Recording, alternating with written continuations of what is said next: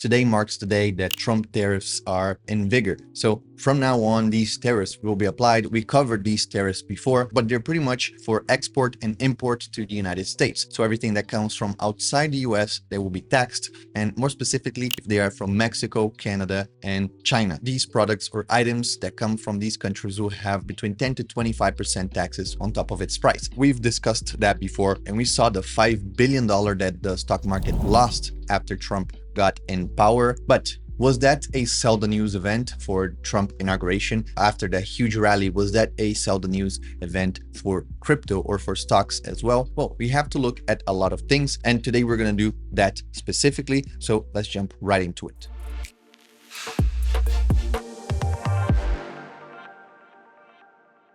So starting off with crypto, we have to look at a few indicators, and one of them is implied volatility. One of them is the open interest of options, because those can tell you if the market or the people are expecting something to happen. Let's say, for example, you know for a fact that one of your friends is going to scare the other one. So you know that this event will happen. So you are preparing for it. Maybe you pull out your smartphone and you start recording. Maybe you tell other friends so they can come and see. Well, you're going to be prepared. You're going to be ready for that. You're going to be taking measures to let that happen. So same thing goes for the crypto market and the stock market and the global markets in general. When there's expectancy of something to happen, what happens is the market prepares, and that takes shape in the form of the open interest going up, volatility going up, preparing for a huge movement. So those are two very important indicators that we have to look. But before we go and look into those, we can start by taking a look at the current prices of our currencies. So Bitcoin, $85,600, Ethereum, 1870, XRP, 212. We then have BNB at 604, Solana at 126. So we have, of course, all the others,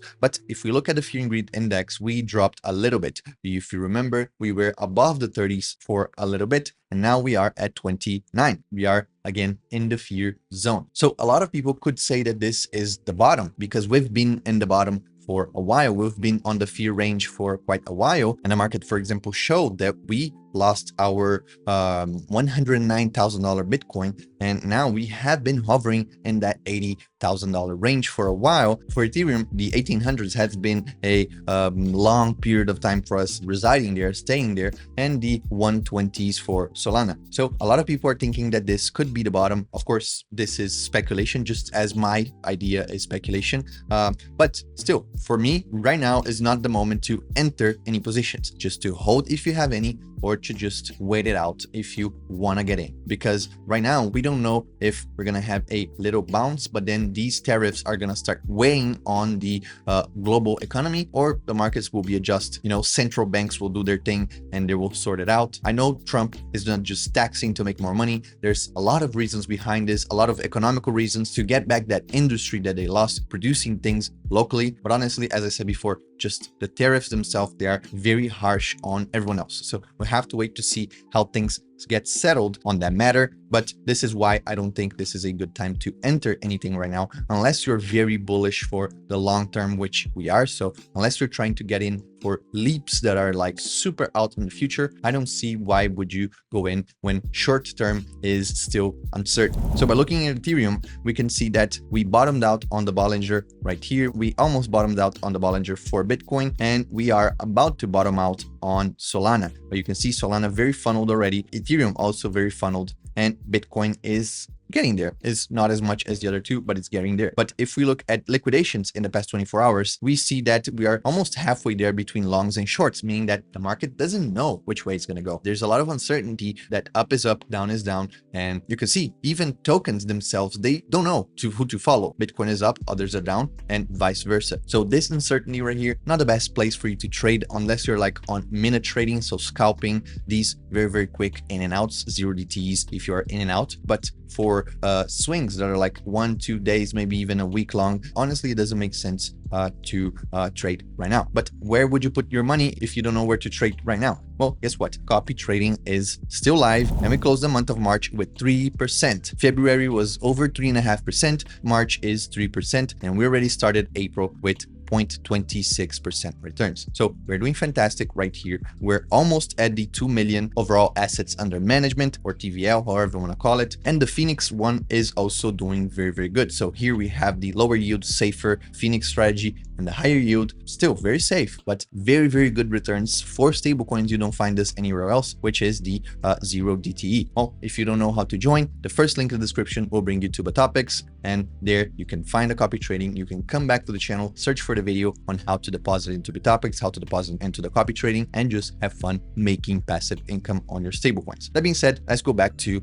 our data. Let's take a look at the liquidations, because we see that we touched the 86,000 right here, and we hit that liquidation level right here, the leverage range right here in bright yellow. So it bounced back, and now we're looking once again at this number, the 86,000 for Bitcoin. I don't know if it's gonna reach or not, but we already touched it once. We could try again because we still have a lot of liquidation leverage over there. When we switch to Ethereum, we have a different scenario, because we're very, very top heavy on Bitcoin. We kind of had just a tiny place of bright yellow, but now we have a lot right here, and at the bottom we have something as well. So most likely maybe a little bit bullish on Ethereum in the short term. If we switch to Solana, Solana is very bottom heavy, not top heavy, and you can see that 123 seems to be the close target for Solana now. So as I said, unless you're doing scalping or very high leverage on these, it doesn't make sense for you to get in for a quick in and out. Now, this is where things get interesting. By looking at open interest, as I said before,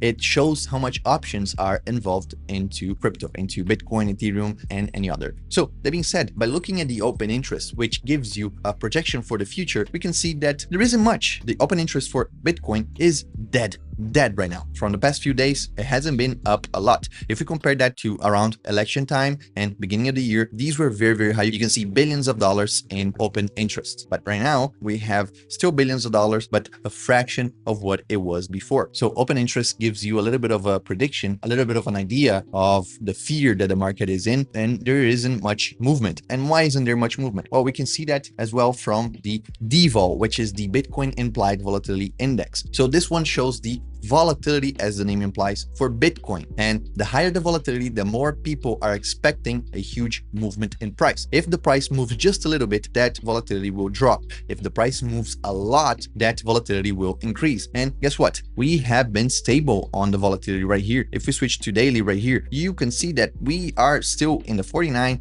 way below 60. So March, it went down a lot. November, we spiked. This was during election day right here. Then we had a huge spike in January, but after that, we have been falling. So there isn't much to expect in percentage wise for Bitcoin unless we see a huge movement right here in the implied volatility. So you have to keep an eye on these things before you make your move. But again, we have to wait and see how the market reacts to Trump's tariffs that start today. It starts to be implemented today. The market still hasn't opened by the time I'm recording this video, but maybe by the time you're watching this video, the market will have reacted, maybe positively, maybe negatively. But I don't know if you remember, I think it was on Monday's video where I said we open on a bad position for the crypto market and the stock market as a whole. So we might see a movement maybe towards the 86,000. And guess what? This is exactly what happened. We opened at the very bottom of the Bollinger right here. And this was even on the SPX. So we showed that we were oversold on the SPX, way below the Bollinger, and we were close to the bottom of the Bollinger on Bitcoin. So we are having indeed a more positive week, but still very, very little, but we take everything at this point of time. So now it is a waiting game. I know most people want that dopamine rush, you know, things need to happen now, the way I want it, how I want it, specifically fit for me,